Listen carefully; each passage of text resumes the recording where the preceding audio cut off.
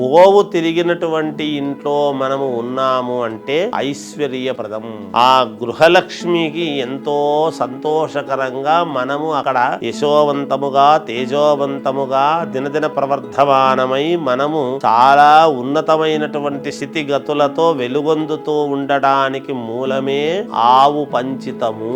అటువంటి ఆవు పంచితముతో మనము ఎప్పుడైతే ఇల్లంతా చల్లుకొని అష్టలక్ష్ములు వచ్చి కూర్చుంటాయి. ధనలక్ష్మి, ధాన్యలక్ష్మి, ఐశ్వర్యలక్ష్మి, సంతానలక్ష్మి, ఇలా ధైర్యలక్ష్మి, వరలక్ష్మి, ఆదిలక్ష్మి, ఇలా అందరు లక్ష్ములు వచ్చి కూర్చుంటారు.